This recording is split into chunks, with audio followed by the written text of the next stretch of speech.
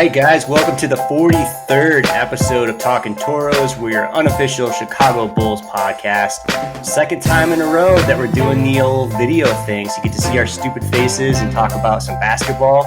I, of course, am Myles, one of your hosts. You can find me at mPhelps11. Also with me, as always, Adam Brown. He's at Souvenir City.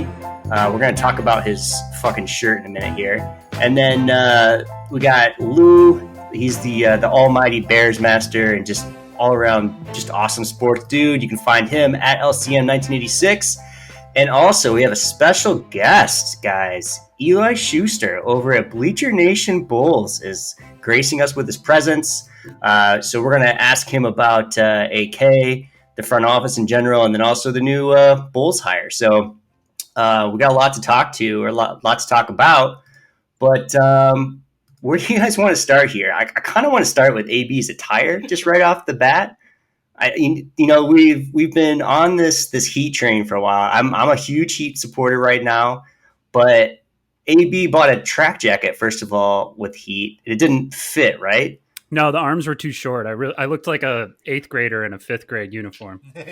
So we talked about this last week, and I asked him if he's just going to walk around the north side with just a Heat track jacket, and it sounds like you didn't get a new one, but you have a shirt that is supporting our long lost son Jimmy Butler, which is not a bad shirt. It's a pretty cool shirt. No, it's Jimmy's 4th grade photo. He was wearing a Heat jersey for class picture day, and then he's got the glasses on, which they superimpose the Heat logo, and it just says Jimmy Buckets. And I apologized to him last episode, so I feel like I don't need to do that again. Yeah, we don't need to rehash that. But I think that's better than the track jacket. I was a little upset about the jacket, but Jimmy Butler, I guess there's some Bulls tie-ins there, so we'll allow it. I feel like everyone yesterday kind of made their piece that if the Heat win the title this year, it's like the 2012 Bulls won the title because he called out Lou, Joe, Booze, all those guys. Yeah, they're still super close too. But all right, so just real quick, I also think that the whole Jimmy Butler thing, I don't think there needs to be like any animosity really. I don't know if that's just me as a Bulls fan, but like I know there are some people who do, or some people that are like, and I admit, like on BN Bulls or like on Twitter and like stuff, I'll always crack jokes to make it be like, I can't believe they let this guy walk or that kind of stuff. But I always kind of follow it up with it was a different. I mean, yeah, it was only 4 or 5 years ago, but that's still a long time in like NBA world. Like that, there was so much other stuff that was happening. He still had 2 other destinations before he landed in Miami. So like, I'm happy for him, but I'm also like, I'm not super rah for him. Also, I'm just kind of very indifferent. I'm like, good. I think the Heat are a fun team. Like, I just look at him very kind of separate now from the Bulls. I'm glad for what he did, but I don't know. I don't connect the two very much anymore. We talked about this last time too, about like, all right, we all need to apologize to Jimmy because we all shit on him for going to Miami. Because I think Miami, historically, at least for me personally, has always been like the new Pistons team, the new Knicks team. It's like the person that you, or the team that you went up and battled against in the playoffs. And then he goes to join them. But like Eli said, there was 2 stops in between there. Everybody should just move on, cheer for Jimmy, don't cheer for Jimmy, but we shouldn't be dogging him. So I think we're on the same page there. I dogged him really hard when he left Minnesota because of the way he left. Yeah. I'm so mad that the Bulls paid Dwayne Wade to essentially recruit Jimmy Butler to go to Miami. So like, I'm not on board with this. If there's anything to be mad about, I feel like that's fair. Like, I feel like that's the fair point. It's like, yeah, it's kind of bold that like Dwayne Wade came and basically convinced him to play for somewhere else from Chicago, other than Chicago. But what are you gonna do? Wade also did roast Jimmy in the comments of his wife's Instagram photo, so that happened. That was so good. That was so good. Yeah, but we didn't need another Rafael Palmeiro situation, so I suppose. All right. Well, let's talk about some Bulls stuff here. So I want to kind of pass some questions Eli's way first because we haven't talked since AK was hired and just the whole front office shakeup. So let's back up just a little bit before we get to Billy Donovan. But like Eli, what was the kind of around the league sort of reaction to AK being hired, and what's been the feedback from a fan perspective and what you've noticed of what he's done so far? Well, I think the hire originally was pretty well accepted and well praised. I mean, people around the league thought that his name generally is not going to get you out of your seat. It's not like the super exciting name. It's not Sam Presti. It's not Masai Ujiri. Like, he's someone who's quietly done his job really well. And when you hear his name, you may not know it, but then you read about him and you're like, oh yeah, the Nuggets have really improved over the past couple of years. And now it's funny because we're seeing how well they're doing. And I think a good point that like Woj brought up recently on a podcast was, he was saying, like, can you think about if people were looking at AK now, and if people were looking at him, if people were potentially considering him for jobs after this Nuggets run, he'd probably be worth even more than when the Bulls got him after what's happened recently. But yeah, I think the reaction initially was, it was the appropriate one. It was like, oh, that's a good hire. It's a relatively smart, conservative hire for this Bulls franchise who has not been smart and who have made kind of wrong decisions. This is a guy who's made a lot of right decisions, and he's somebody who knows how to evaluate talent, which is something they haven't done necessarily too well in recent history. Their draft picks have been okay, but they haven't gotten that star, and he's somebody who has been able to find Jokic and help find guys that have really developed into young stars in this league. So he made sense from that standpoint. And I think the fans, I think they responded well, and I think they honestly would have responded well to almost anybody, right? Because, and I think it differs for the coach. The coach is different. I think that was going to, and when we talk about it, we'll talk about a little bit more what that looks like. But the coach wasn't going to have the same reaction as this new front office person, because people who really aren't tapped into the NBA in general, even if it was Presti, Ujiri, these people, they're not going to know them that well. So I think they were just excited. They're like, it's somebody different. It is actually true. It's a new name. It's somebody that hasn't worked for the Bulls, which is the most important thing. It's somebody who has come from the outside and can come do something. And it's the same with Eversley from Philadelphia. It's just a new guy from a winning organization. And I'm sure fans were as happy as they could be, because that's just the best thing that can happen. So yeah, I think the reaction's been really positive, and that's the way it should be.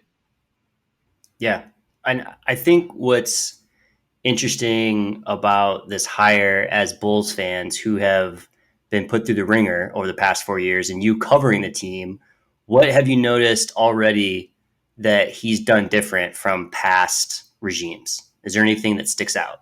Yeah, well, it really just kind of from past regime, because it's been 20 years. Right. Yeah, crap, right? Fair. So no, but yeah, there obviously were people before that. But yeah, no, it's like been 20 years of the same crap. So what has he done differently is basically everything. I mean, his approach is completely different, and he's somebody who focuses heavily. He's obviously has a heavy focus on player development, and that's why he went after for his general manager, who went and got Eversley, somebody who was the vice president of player personnel over with the 76ers. He's somebody who knows how to work with talent. Is someone who also knows how to evaluate talent. But that was the biggest thing. I think he comes in and he understands that today's league is built off getting young stars. And yeah, they might move around. And it's also, yeah, we might have to make moves. Look at the stuff he's done with the Nuggets. He's made several moves over with the Nuggets. They've been one of the more active teams over the last several years. So he's kind of that just more modern guy that understands, today's league is a lot of player movement. I have to be willing to make the moves. Young stars, sometimes they work, sometimes they don't. And I got to be the aggressor to go out and get the guys that do work. So, and that just wasn't the last organization. The past regime with Gar and Pax, I mean, they were guys who went and they would draft their guys, and then they would sit around and they would see what happens. And, they put a lot of trust into their head coaches, and they kind of were pretty hands off in a lot of ways. I mean, yes, maybe Pax in the past couple of years had his face really, up there. And for a while it was Gar who had his face, and they were kind of the face of the franchise, and they might talk a lot. Yeah, shivers, right? It's gross to think about. But they might have been there in the public presence, in the public eye. But in reality, were they doing a whole lot? Not really. They just, in a lot of the moves they make were never big moves. It's the same thing with free agency. And I think I wrote about this the other day. Just free agency and trades. Yeah, they might have made some, but they were never big moves. They weren't that type. And so I think that's just the way different mindset that this new front office has is, you have to do it in today's league. You have to be ready to spend money. You got to make the moves, especially if you're a big market. Take advantage of the money you have. Look at how much they just paid Billy Donovan. They're just like, we have the money. And they probably looked at, the Reinsdorf and said, why aren't you using your money? If you want to make more money and if you want to have, more fans on board, you got to spend your money. So I think that, I think he's changed already a lot of the perception in just a couple months. And that's pretty encouraging, considering how long it's been, it's been pretty sad in the Bulls universe. Yeah. He's kind of changed a lot in just a couple months. Yeah, it's kind of depressing at the same time of like, man, that's how bad things were. Like we're talking about spending money, and like we can talk about how many coaches the Ryan Source have paid over the past 4 or 5 years, but I think to open up your pocketbooks and get a guy that sounds like that they wanted is a huge win. And speaking of that, so let's talk about the new hire. So Billy Donovan announced yesterday going to be the new Bulls head coach. On the surface, I was kind of excited about it, but was it the right hire, do you feel like? Yeah, I would say so. I mean, I think it's, I understand some of the initial, I wouldn't say there wasn't backlash, but some of the initial, confusion and also, questioning, like, is this the right thing? Because for the past several months, we were made to think they were going to get this young, stud assistant. And Billy Donovan is very much not that. And it's not that that's a bad thing. He's just very much not a Wes Unseld Jr. He's very much not an Ime Udoka. He's somebody who has literally been coaching since, 1989. So he's somebody who has just really been through the ringer. And someone who's been a head coach at the differing levels, and he's had success, but it's just not that kind of same feeling if you go after this young stud assistant. But with that said, I think a lot of us and a lot of Bulls fans kind of train their mind to accept this young stud assistant and want this young stud assistant because they thought that's the best thing we're going to get. Like a Wes Unseld Jr. with the Nuggets playing this well, especially with the Nuggets playing this well, they're like, that's the best hire we're going to get right now. We got to land him. That's what we got to do. And that's basically what I was thinking too. I was like, and I don't think any of the local media members of Chicago thought Billy Donovan was really going to happen. It seemed like they were all pushing for this young assistant as well. So to see them land it was just kind of the shock at first because it was very unexpected. But that goes to show what AK can do, what this new front office is capable of. They basically are trying to tell Bulls fans, like, these expectations you've come to become natural for you. Like, it's time to get rid of those a little bit because, you've been trained to think that you're not this big market team. You've been trained to think that this isn't this franchise that has, a lot of respect in certain ways around the league, for its name.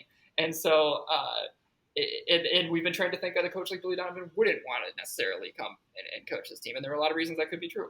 But obviously they convinced him otherwise. And so, yeah, I think this is the right hire. He was the number one guy on the market, in my opinion, out of everybody. And so they got the best guy available. And that's and there's no reason not to be happy about that. I think that's a really good way to sum it up. And it's almost like for Bulls fans, it's like, who hurt you? Like why? It's okay. The bad men are gone. We might have to just kind of have like a little reset in our brains here. But so AB, let's turn to you now, because I think, you mentioned today in the chat that you had a couple of days to sleep on it and you're feeling a little bit better, but initially you weren't super excited about it. So ask your question for Eli about like why this happened. You had a burning question in your heart that is never going to get answered, but let's see if Eli can answer it. You know what I'm referring to? Well, no, nobody can answer it. Only our tourist can answer it. And that's, why did Billy take this job over the other vacancies that were, I mean, it's hard to argue that there aren't several other vacancies that are just more attractive than the Bulls. Yeah. The only way we're going to get that answer to that is Arturas making the pitch to us that he made to Billy, and we're never going to get that. So, yeah. So Eli, let's have some fun and just put yourself in these Bulls shoes and try to answer this question. Yeah, well, I think the first thing I'd say about that, Adam, is I think that it's, I think there's obviously, well, first I agree with you. I think that there are better jobs. It's just true.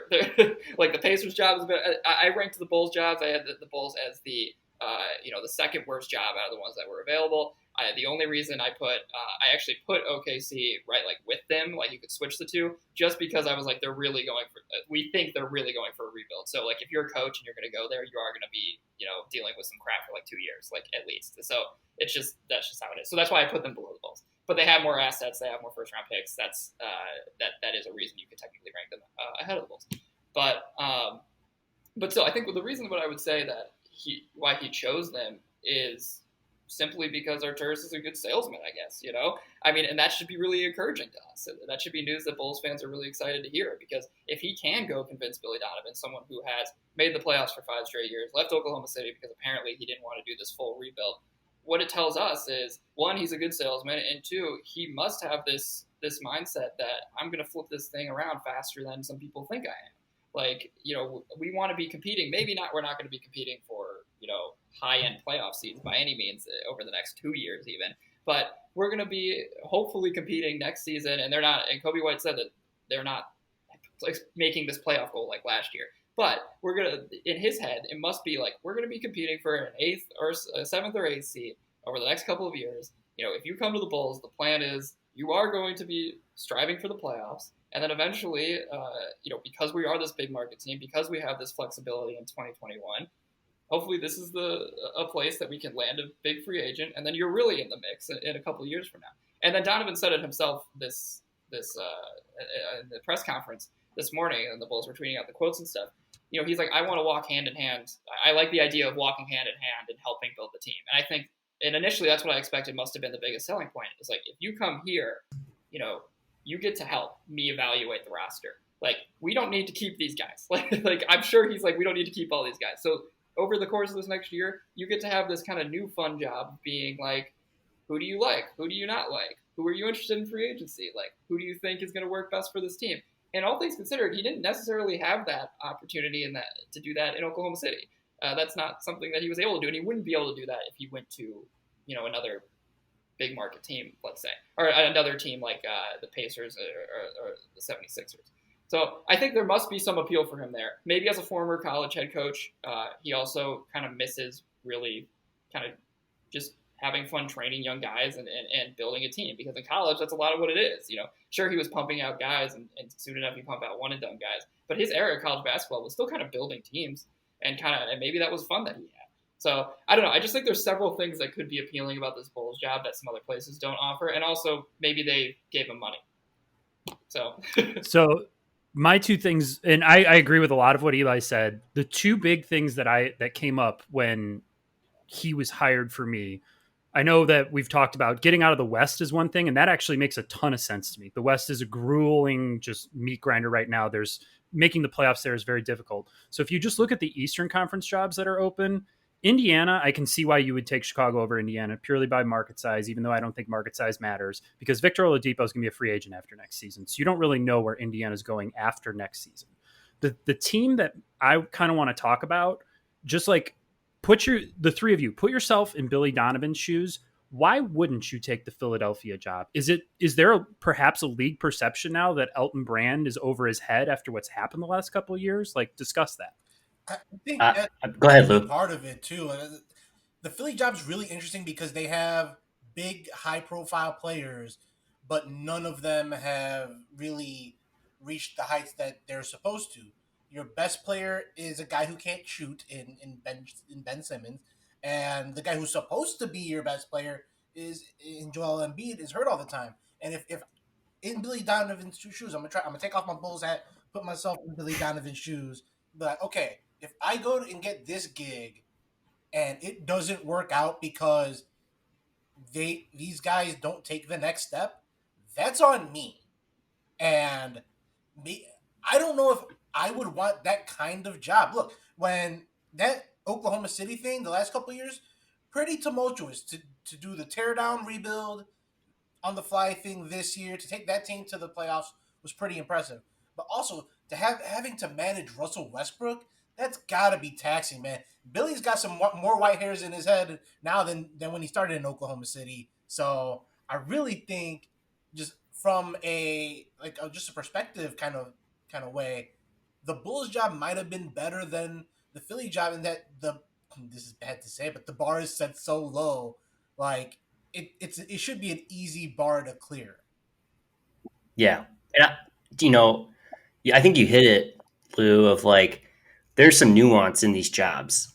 I think the biggest thing is going back to what Eli said about what sort of impact, what sort of hand are you going to have in this, rebuilding process? It's not even like a full rebuild. He's going to be able to like Eli said, pick and choose who his favorite players are, have some input on free agency. He's going to get to develop a guy like Kobe White, who's so exciting. He might not be a superstar. We don't know. But to have all of that athletic talent, and for you, a college coach that's been able to coach some of the greats that are in the NBA still, like that's pretty cool. You don't have that with Philly. You have guys, like Lou said, that are already established. You know what you're getting. They're a win-now franchise.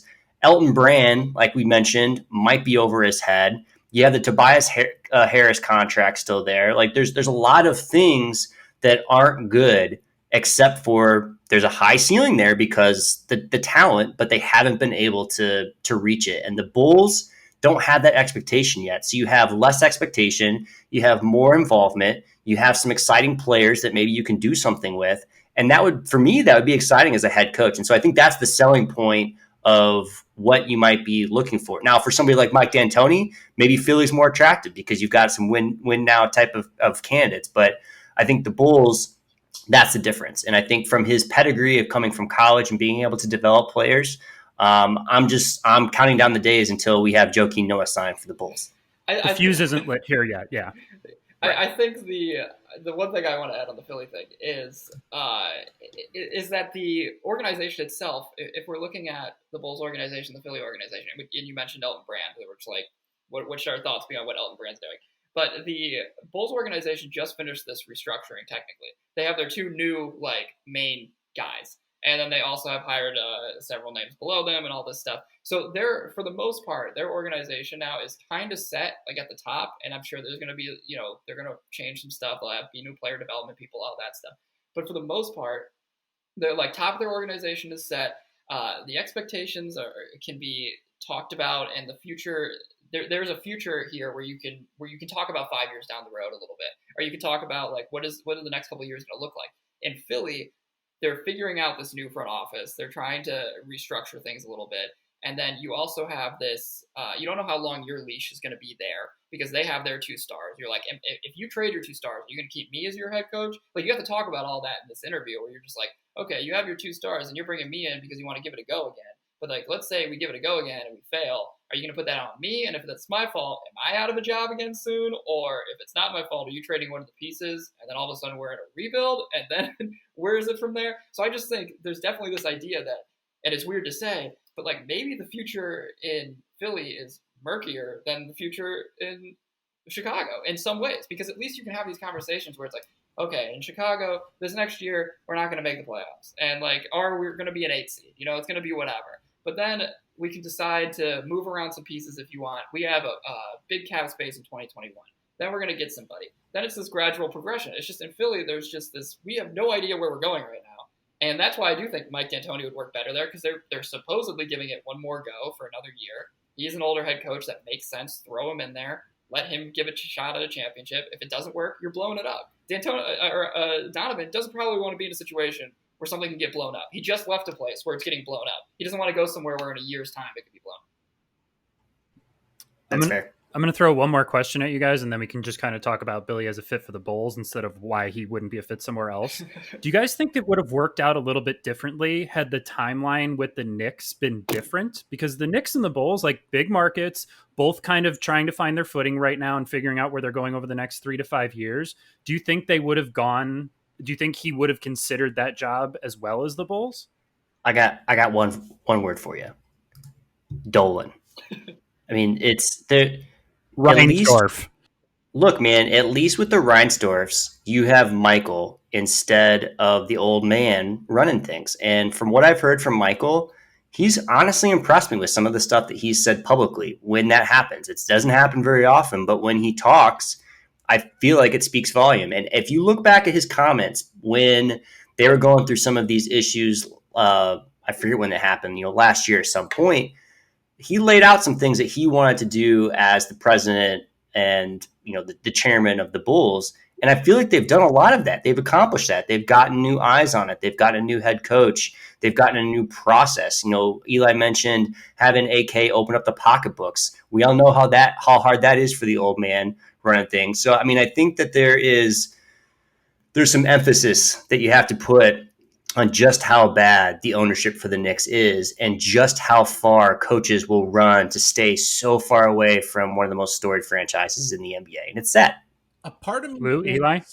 a part of me thinks that it would have been a similar situation that the Bulls, just did with Donovan. Like the Knicks would really have to pitch Billy Donovan on leaving one mess or one, as Eli put it, rebuild situation into what was going to be another rebuild situation, but a far murkier situation in a tougher media market. I don't think that bothers Billy so much, but the Dolan, Because he played college ball in New York, didn't yeah, he? No, he played. He's from the Northeast. Well, He played for the Knicks too. Yeah, he played 1 year for the Knicks. Yeah. Yeah. Well, Right. That's not the issue. The issue is getting the sell job from the Knicks. Meanwhile, that they hired Tom Thibodeau makes me think like they just wanted an established name, bridge guy. So maybe Billy would have fit there, but I think it's an easier pitch to Thibodeau, who wants to be a coach, than Donovan, who would have had more options. I think Tibbs' options were limited if you think of where he was going to go. Yeah, the only thing, They were. the only comment I think, because we'll keep this, I guess we'll keep this short. But the only thing I'm going to say about that is I think that the Bulls' job, in my opinion, is just more attractive right now than the Knicks' job. I just think, as weird as it is, like the Bulls have been a little bit better than the Knicks over the years. Like the Knicks are a kind of a bigger dumpster fire to put out, and a lot of that is connected to Dolan. A lot of that is connected to just kind of like the Knicks name in general. I mean, that's just that's a tougher job to take over, like all things considered. And it's not, and I think at the end of the day, if it was those two pitting against each other, it probably just come down to a contract war, like who's going to get more money, and maybe that's the case. But I could definitely see several reasons why someone like Donovan would be like, I feel a little more comfortable in Chicago. Like the security feels a little bit better in Chicago for me than having to go into New York. So, too quick. Go ahead, Myles. I was going to say, I haven't seen United Center security drag Pippen out. So, maybe maybe he looks at some of the Hall of Famers that are there and says like, well, Oakley got dragged out by his feet. Nothing's happened to Pippen. Nothing's happened to Jordan when he's come back. Maybe that's something going into it too. I don't know. I think conversely with the Knicks, there's also, you have to think about, and I hate how we always come back to baseball and things like Theo took the Cubs job because there was the mystique of bringing the Cubs back. If you are the guy that gets the Knicks back on track, you will never buy a meal or a drink in New York again. So there is that allure to go there. Eli, do you know, is Tibbs' contract worth more than Billy's with the Knicks? Because I don't know. I don't know. No, I think I actually checked earlier today, and they don't have Tibbs' numbers out. So I don't know what it is. I would have to. I honestly, I'd be shocked. I don't know if I'd be shocked. I'd be interested to see actually what the numbers are, because I feel like Tibbs is definitely someone who would fight for like some good money, and the Knicks, based off of how much they were or how active they were pursuing him, obviously they wanted him for quite some time, and that was pretty out there. They made that pretty clear. So maybe it is. I don't know. But Donovan got a good sized contract too. It's weird. NBA head coaches nowadays, it's so hard to tell how much they're going to make. Just based, like Nurse just got some good money on his extension too. So I feel like you got to be the top coach to really get paid like good money. Yeah, no doubt. Lou, we haven't heard your opinion on the Billy Donovan hire. Like, how are you feeling about it? I like it, man. I was pleasantly surprised because it's for me it's a narrative busting hire. It is the Bulls hiring an established coach, someone who has positive reviews on his resume, someone who just came from a playoff team, and they're paying him a lot of money. I thought the report was like $6 million a year. That's a big chunk of change for the Reinsdorfs to be handing over for a coach. So this offseason honestly has been one of narrative busting. They went outside the building to hire new front office guys. They added to their front office, hierarchy. They hired a coach with previous experience. That was a hire that I thought most fans would like. Like, I don't know, I wrote about it at BM Bears about how part of it reminded me of the Bears hiring Matt Nagy, in that the Bears never hire the offensive minded assistant who comes from a a well-regarded tree. It's been the hipster pick like Mark Trestman or Dick Duran, or the hot defensive guy, which was Dave Wanstead back in the day. So it's never, or Lovie Smith too was another hot defensive guy. It's never been an offensive guy. For the Bulls, it's never been an established dude. And this is nice. Like I hope this continues to progress in this manner, because the Bulls have so much to build from. They have so much to make up to fans and really everyone affiliated with this organization, because they've been stuck in the doldrums for 20 years, and it just, save for the handful of D Rose years and the Ben Gordon Kirk Heinrich thing that kind of flourished for a little bit, there hasn't been a lot of positive vibes. It hasn't been a lot of fun. I hope this is the start of something fun, and the first step is to kind of just break the glass on what the past was. Let the past die. Yeah, I agree with that. I will say though, I feel like we should add Dick Duran to the Dwayne Wade list of people that we shouldn't say in this podcast. Just because, like, you gave me like just terror just throughout me. It's like I just watched The Ring. Just let's just like not mention Dick Duran ever again. Deal. Cool. Never again. He should have never been hired in the first place. The only reason they hired him is because someone screwed up and said they hired someone else before they even signed the contract. Funny. Are we allowed to cross campaign off that list now? Ooh, take a vote. Yeah, you showed us something. Yes, 1,000%. If you have a playoff game like Campaign did recently, then Tank Commander Payne, you are back on the short list for players that we can talk about. Okay. I have a question to kind of set up where we can go from here with Billy, and I'll just pose it to you three guys and you can riff on it. Which player currently on the roster will benefit most from Billy Donovan being the head coach of the Bulls? I think it's Wendell Carter. I'll tell you why. I think Wendell Carter is somebody that's going to be like a Joakim Noah or Taj Gibson, somebody that he's going to be a force in the locker room, so people are going to look up to him. He's a soft-spoken type of dude, but he will tell you exactly how he's feeling. And also, he's got all the talent in the world. We saw his first 3 months in the league. We saw how he progressed defensively so fast. I mean, it was impressive to be able to figure out where to be, where to stand, where to box out so you can get the board.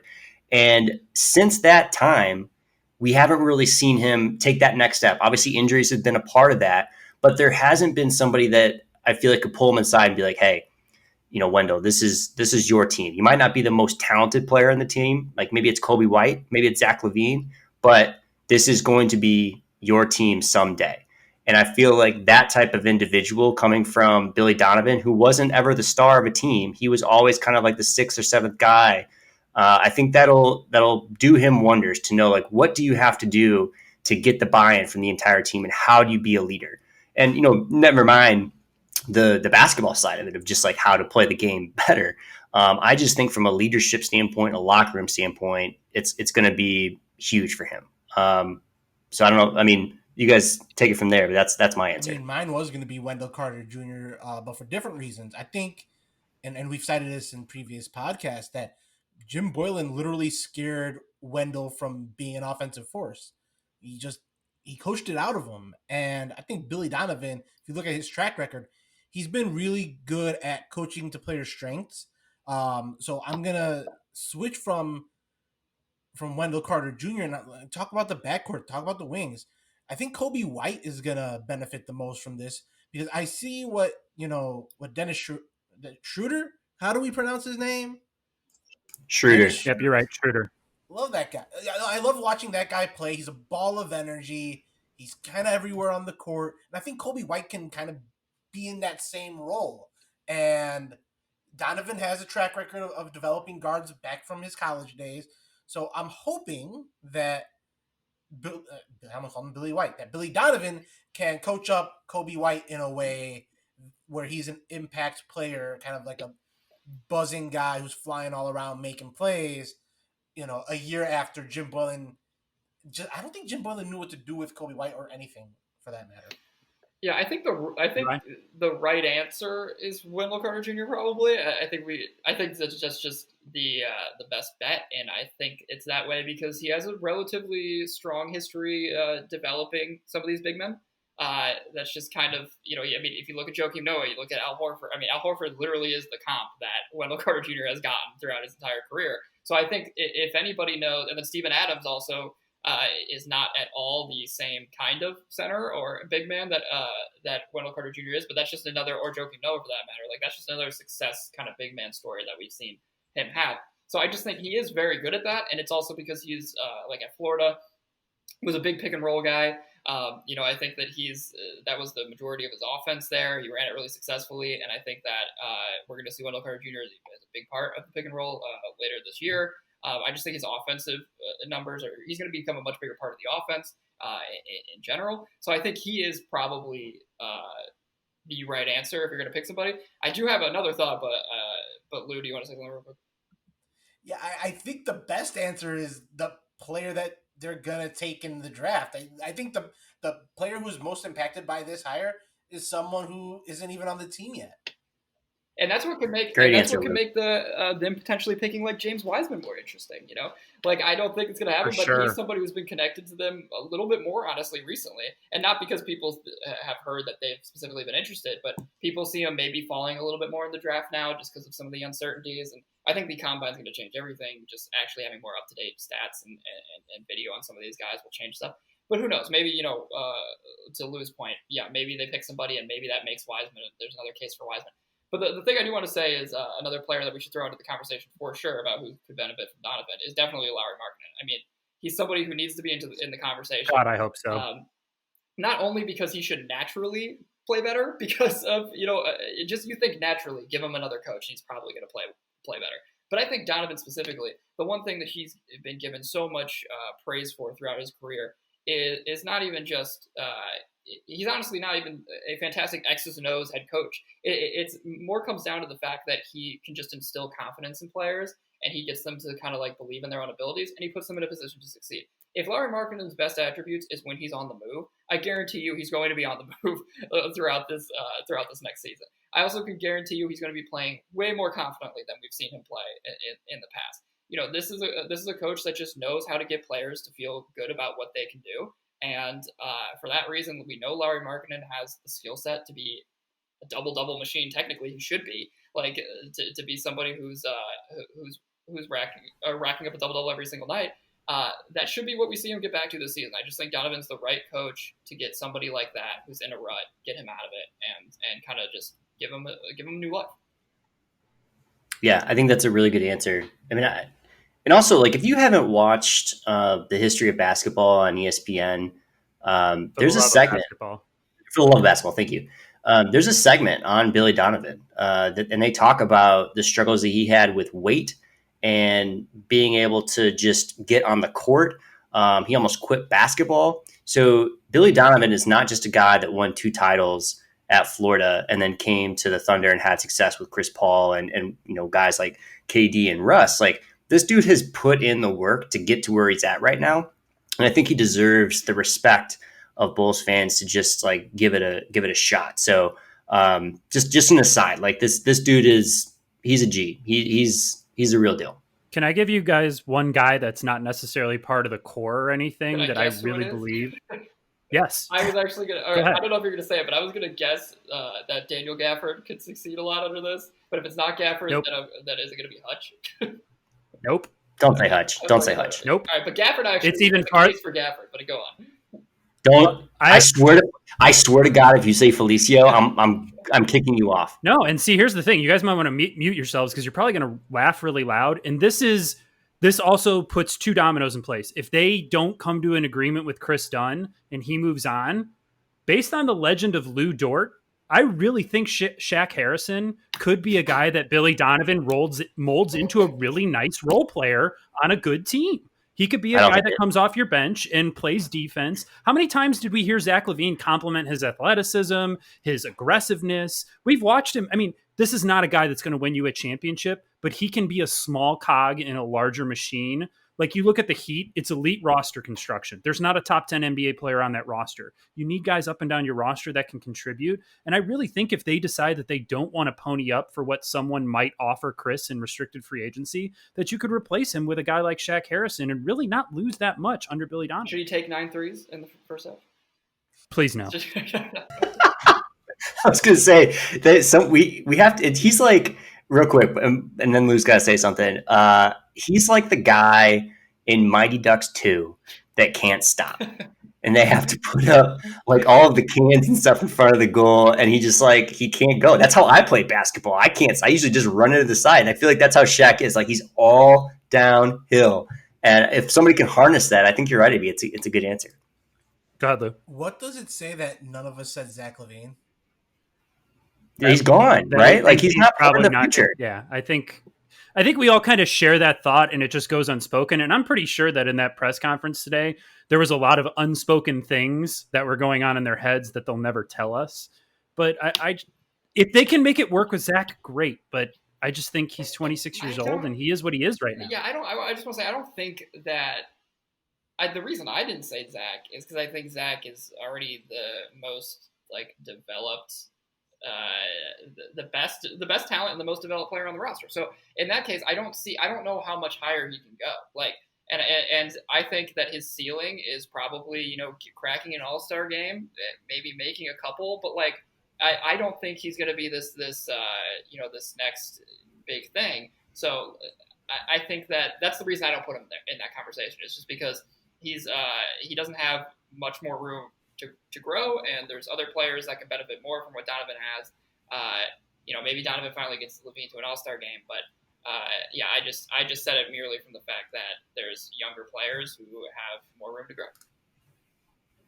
I think if I could sum this up, Zach LaVine, it's tough to even bring him into a conversation about development, because it feels like the last regime put in so much effort of what Zach could be.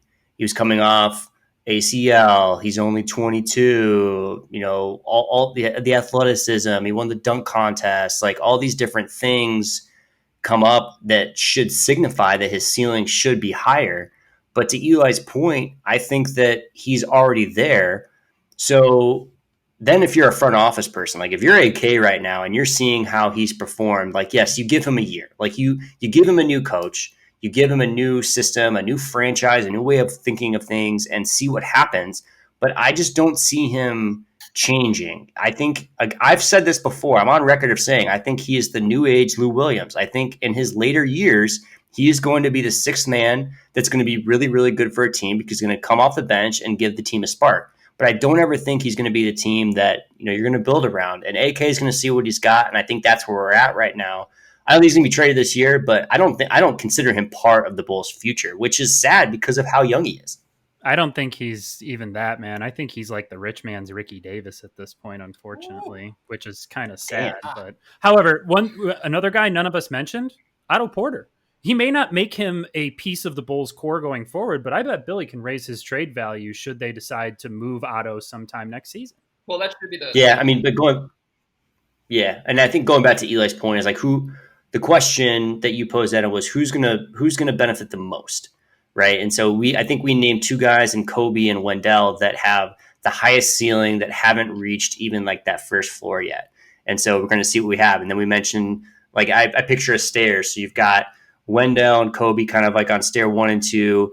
Lowry might be on stair 5. You have a total of 15 stairs. I don't know why I just came up with this analogy, but this is how I picture it. Of yeah, I mean, so it's about the net of what you're going to reach, and I feel like the net that you're going to get for Wendell and Kobe is going to be higher than the net that you might get for Lowry or the guys that we've already mentioned in Zach and Otto Porter. And so I think going back to your question, I think we nailed it. I think Wendell and Kobe, which makes sense because they're the two youngest guys, and going back to Lou's point of whoever they draft next, I think those are the three people that we can include in that. Eli, do you think Billy's going to have a lot of input on the draft? Can you say that again? Do you think Billy will have a significant input on the draft? Yeah, I mean, I think it's I don't know. I guess it depends on how you define significant. I think he's definitely going to be a part of the conversation. He's definitely going to be in there, and there's going to be a greater conversation that he's involved in for sure. But I think that at the end of the day, AK is the proven talent evaluator. I think he probably values Donovan's opinion, but it's going to come down to AK's decision making, and I think Eversley will play a big role too. So, yeah, Donovan's going to be there. He'll give his input, but AK so far definitely seems like someone who is, I love hearing out what people have to say, but then I'm going to make the decision. And so I think moving forward, it's going to be pretty heavily AK's final call on a lot of things. So I don't know how involved Donovan will be, and I'm sure he'll gladly take whoever they get. That's a sign of a good leader, right? I mean, somebody that is the final word, but that wants other people's opinions, which I don't think we've had. Well, and we also have to say something about the 5 years that Billy Donovan was in Oklahoma City. No one adapted to roster turnover quite like he did. His rosters were different every single year. He had KD and Russ the first year. Then wasn't Oladipo there his second year, and Domantas Sabonis? Yes. He's learned. Bench, I think. And I mean, working with Domantas Sabonis should help him work with Lauri Markkanen. They are somewhat similar players. He doesn't have the defensive acumen of Sabonis, but I mean, that should help as well.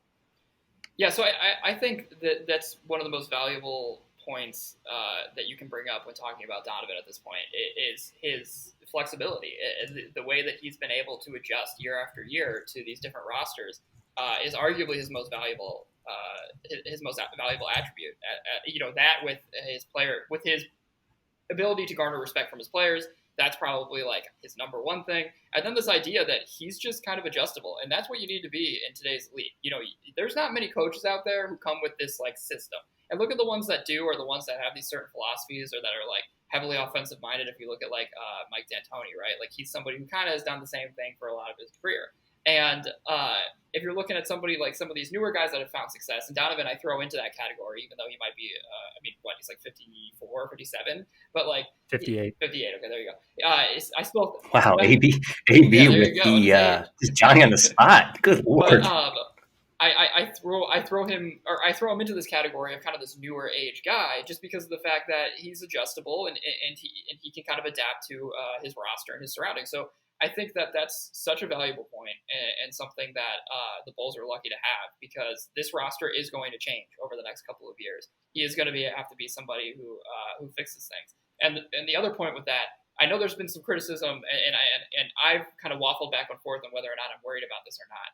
Is he's not his offenses in Oklahoma City haven't necessarily been the best, and that's the one thing you want to see the Bulls take a much bigger step in the right direction, because all of their young talent is, for the most part, besides Wendell, who has a lot of elite defensive qualities, they're all offensive-minded players and offensively gifted players. So you got to hope that he, despite some of the trouble he had in Oklahoma City, again, I don't want to say trouble because he had Russell Westbrook for a bulk of that. Your offense, when you have Russell Westbrook, is going to have to be Russell Westbrook doing what Russell Westbrook does. That's just how it has to be. And, this season he kind of showed a little bit more. Still, the offense wasn't really great, but there was some good things about it. They were really good in the clutch, obviously. That's a big perk. But that's one thing I'm very interested to see this next season. And we should, Chris Paul did that. But that's something that we need to see this next season is, how can he take this team to the next level offensively?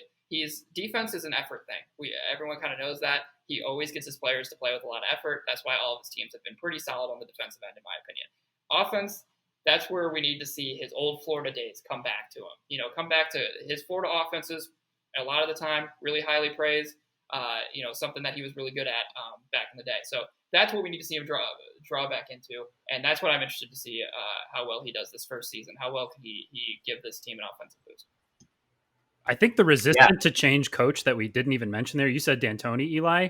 I'm just happy he's not a guy like Budenholzer who says, this is what I've done all year. Yeah. I'm going to keep doing this. And if it doesn't work, then we're just going to deal with the results. Billy's not going to do that. It's a Tom Thibodeau approach to defense.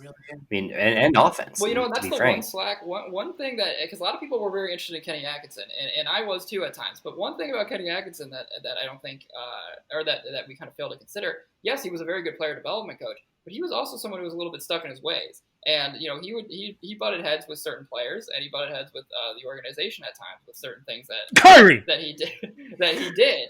So with that being the case, Donovan brings you the same type of player development skills and kind of roster management that Atkinson have, but he's a lot less hard to deal with. Like, again, this is a guy who's never been fired in his career, right? He's always chosen to go to the next place. He's been the one to leave. Places that get him, that's a hell of a stat. Places that get him like him. He doesn't, he doesn't cause problems. If you hire him, you know what you're going to get. And maybe that's not the most exciting thing to certain people sometimes, but when you hire him, you know what you're going to get. And that's at least eventually, this playoff or this competitive team. And maybe eventually you want somebody more than that. But the Bulls fans should want nothing more than that at this point in time. You should want somebody who can turn you into a consistent playoff, maybe low-end team. That's all you need right now.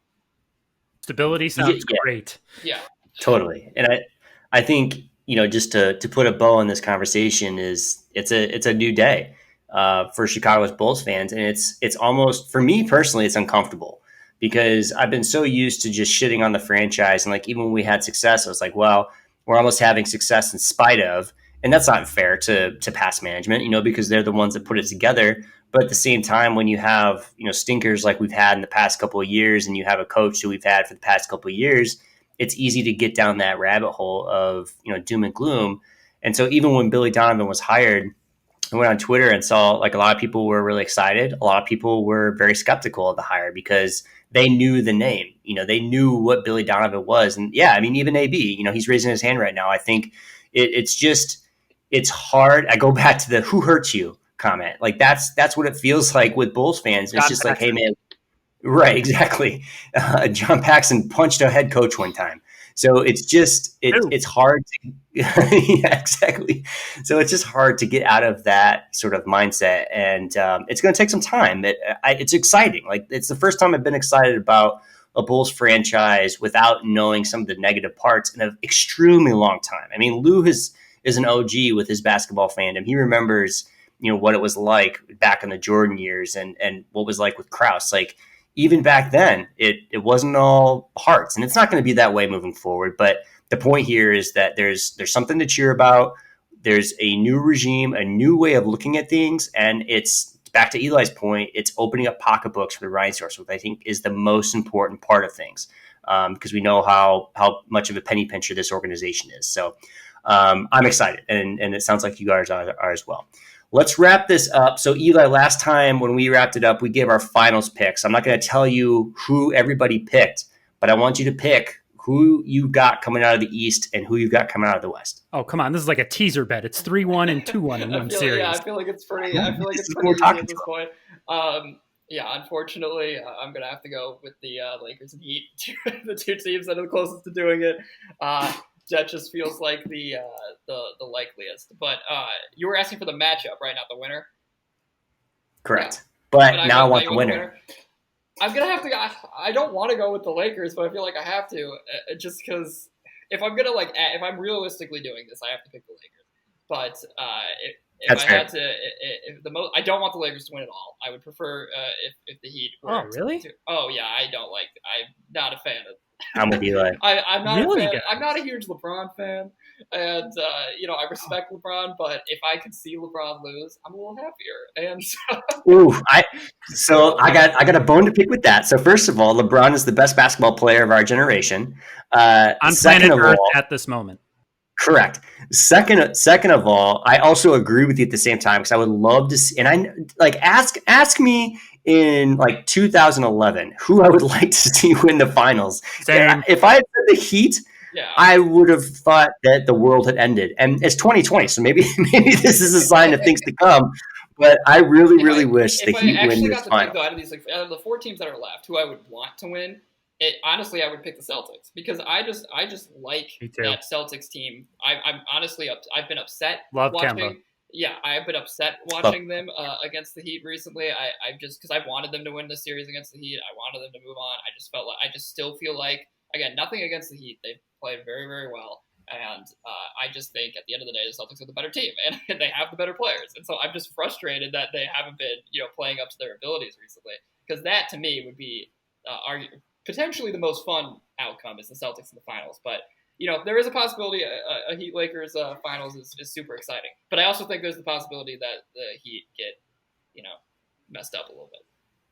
What percentage chance do you guys give the Celtics to come back from 3-1? Lou, you start. 6.9%. Nice. Eli? I'm going to go with, I really feel like it's not going to happen. I'm going to go like 3%. Okay. Myles? I don't know. The Heat's defense is just too good. I'm gonna go 7% with Lou.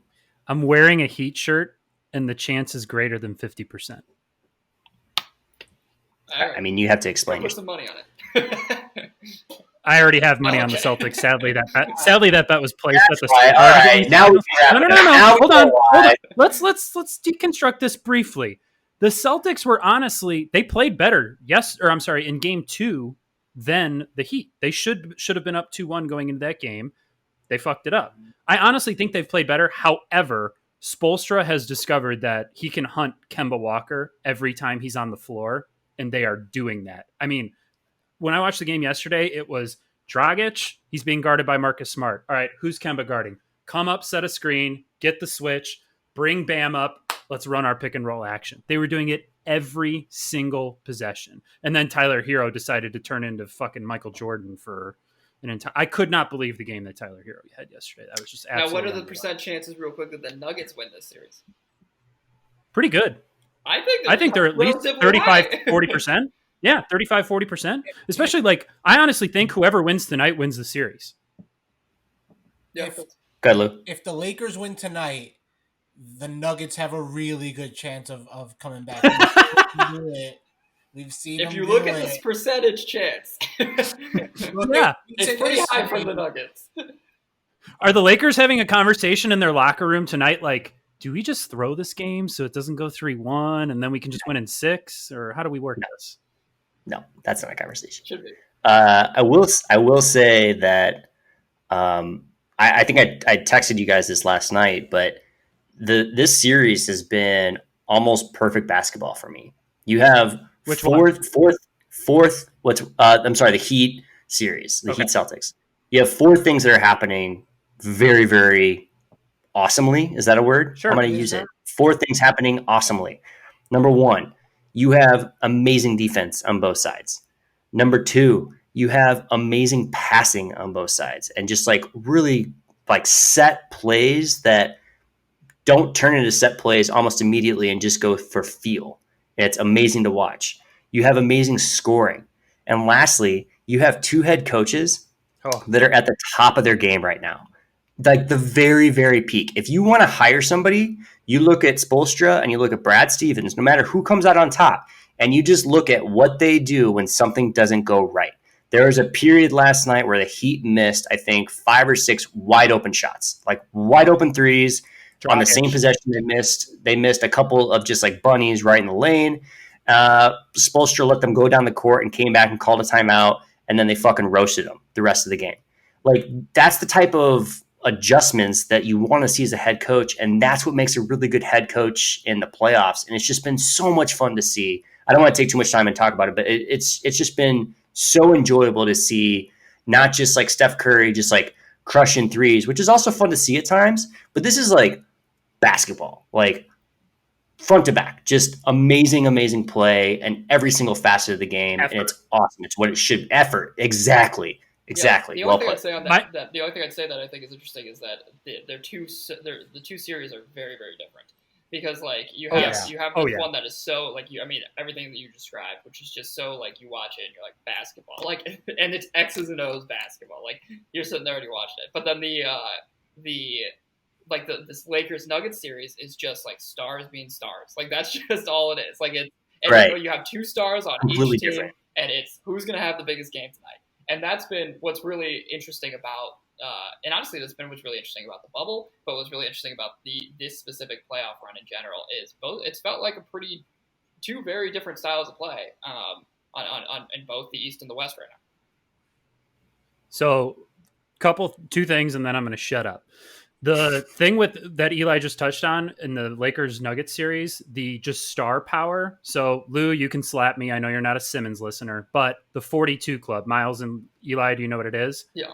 Anthony Davis and LeBron James are both currently destroying the numbers of the 42 club, which is points, rebounds, assists combined. And if you're over 42, your team generally wins in the postseason.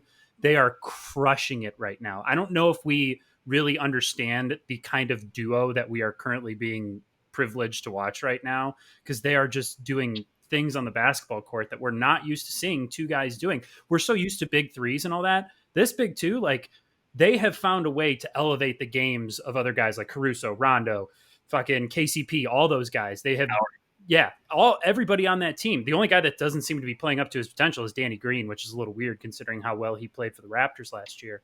But yeah, the Lakers combo, I just feel like in the NBA, if you're betting on star power, you're going to win out more than not. That's why I think betting on the Lakers is the big thing.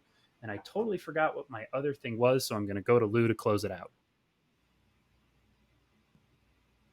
Oh man, or maybe not.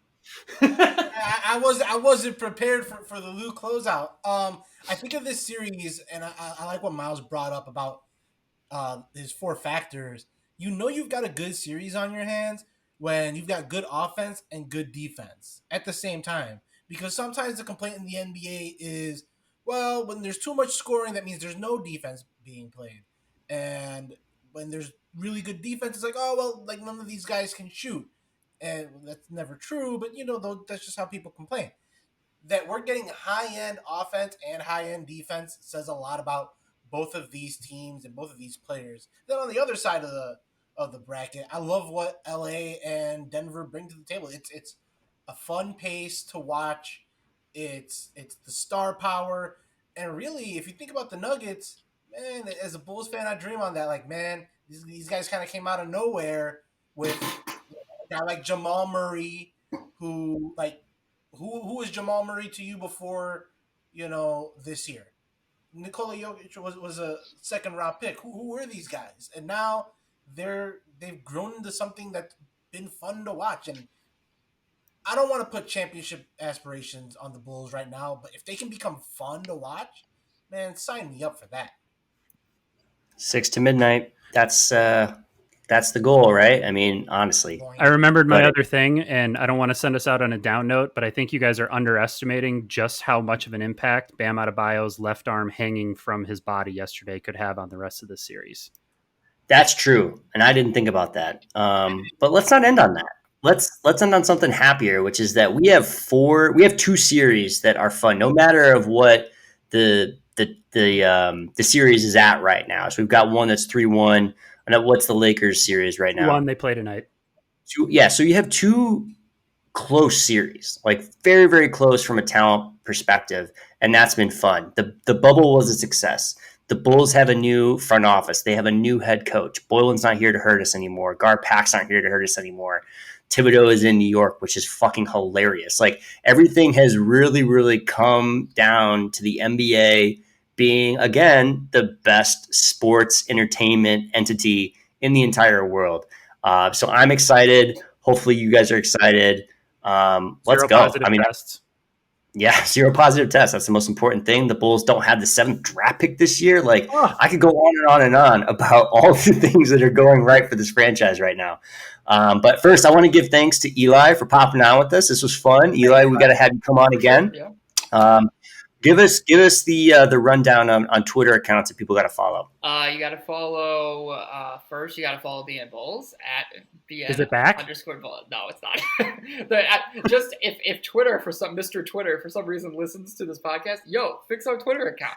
Twitter had Jack. Where you at, Twitter man? had this whole thing where they just locked a bunch of Twitter accounts for no reason yesterday, and ours is yet to be fixed. So come out of the woodworks and fix our Twitter, please. But I think you can still go follow us if you wanted to. It's just like we are having trouble tweeting right now because they restricted us. But again, we're not a bot. I promise you. This is my voice. I'm not a robot. I think Michael's tweeting out your work right now too, right? Yeah, he's Michael's like the primary vehicle. Yeah, and also I've been tweeting out some stuff. So, but yeah, you can follow. So if you want to meet some hot local singles in your area, make sure to follow BN Bulls. BN Bulls. I promise. We're not a bot. I could probably hook you up with some people if you need to, though. I could introduce you to some people if that makes you follow. But yeah, no. Slide into BN Bulls DMs. Not a robot. I'll personally give you the assistance in finding a new lover and Bulls content.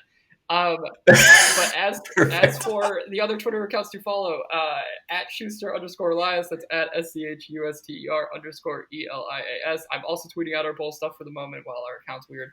And then you can just follow Bleacher Nation. We retweet and share all of our stuff on Bleacher Nation. And then all of our other Bleacher Nation accounts at BN Bears. And then, yeah, that's about it. Oh, then you can follow Michael too at Michael_Stromby because he's tweeting out Bull stuff. Just there's the full collective Bleacher Nation people. You'll don't follow Brett. Don't follow Brett. He's a douche. But everybody else is fair game. No, Brett's one of the nicest guys ever. I shouldn't say that. Much love to Brett. Sorry, Brett. I'm really sorry. I'm gonna get like the 8th time. All right, guys, and make sure to follow Lou. He's at LCM1986. Adam's at Souvenir City. You can follow me at mphillips11, and the most important one is Talkin Toros at Talkin Toros. That's with no G, and talkintoros.com. So, thanks for coming on again, Eli. We'll see you next time. Adam and Lou, thank you as always, and go Bulls, guys. Go. Wear a mask.